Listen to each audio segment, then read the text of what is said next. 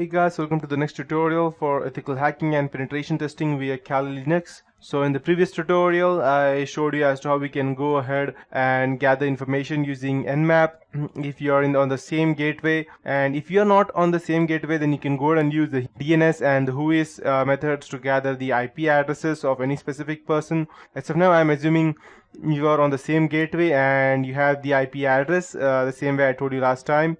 So now I want the operating system information about this specific IP address. So what I would do, I would go ahead and use my Nmap. I'll type the IP address over here, 0.168.236.131. And as you can see, there are different types of scan over here.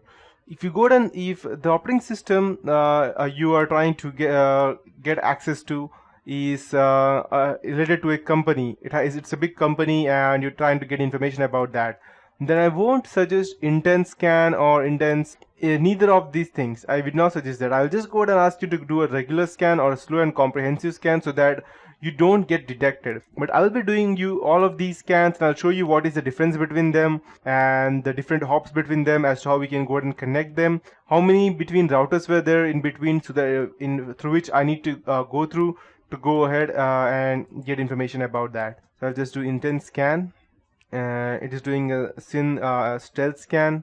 So these are the open ports, as you can see, of this particular PC and I can go ahead and use any of this port to go ahead and transfer my any Trojan or any virus that I have, and it will not get detected. It will just check it as a normal traffic. As you can see, 4 service and 1 host, it's trying to go ahead and try OS detection.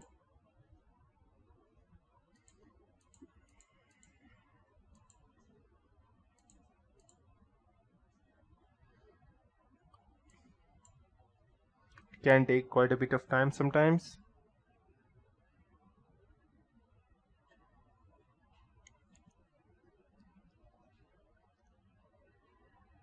Perfect, done. Perfect. So these were the ports open and it started scanning for the OSS. So there are a total of 996 filtered ports, and filtered means these are firewall ports. You won't be able to enter these ports, but these are the ports which are open. Out of these 996, excluding these 996, these are 4 ports which are open through which you can go ahead and access them. That's Windows Microsoft RPC and Windows HTTP API, and these are the 2 NetBIOS SSN. But if you're using Windows 8, let me suggest you that these would be all filtered out and there will not be any port open if you have an updated version of Windows 8.1.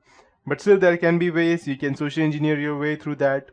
As you can see, the MAC address is of VMware. It's specifically showing that.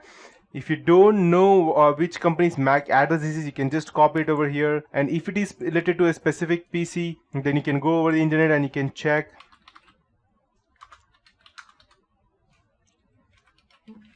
MAC address. And yes, you can go ahead and check it over here. You can find the company lookup and you can just type the IP address. Probably it will not be able to find, yeah, it's perfect. That means anything starting with 000C29 is the half VMware.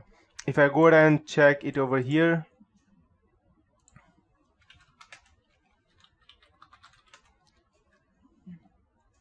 okay, I need to go ahead and through system.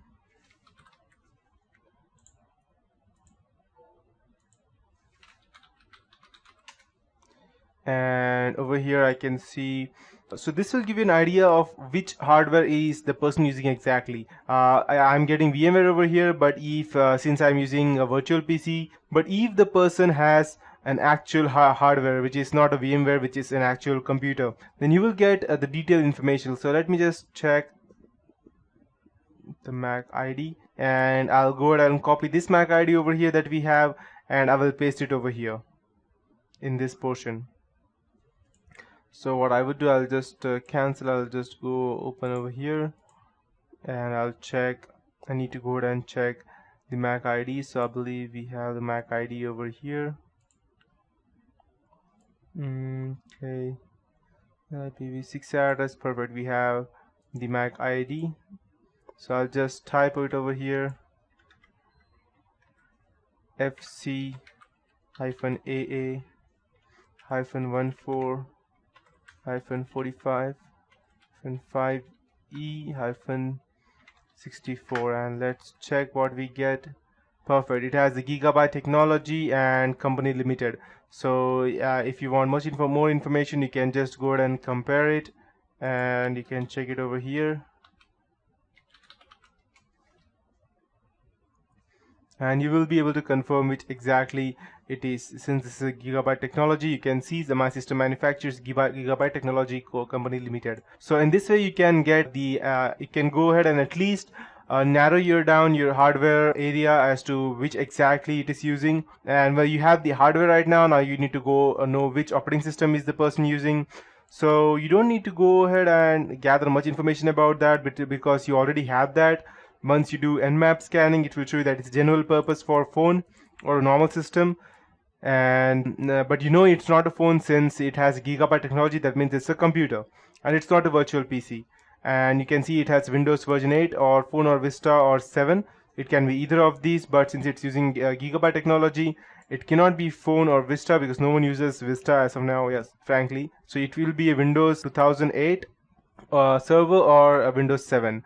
So but over here again, these are the things as you can see, but again it has narrowed it down a bit more, and it can be Windows 2000 R2 or Windows Phone, which is not. So I'll just cancel these things out. This is out, and we have so it can be Windows Server SP Pack 1 or Windows 7 or any of versions. And this operating system was last started on May 13, that's today, at 2:30 p.m. in the afternoon. So you have the date, since how much time it is up. And it's just one hop. That means there are no computers in between. These are connected directly. If I'm connecting it through internet, then there will be multiple computers through all the routes through which I'm going, and it will show me through the fish eye as to where exactly my computer is by connecting it to several computers. And as you can see, we have the TCP sequence prediction, that is 263. That means we can easily go ahead and penetrate into that. Again, operating system is Windows, and we have all the information that we need. So the computer name was test user, since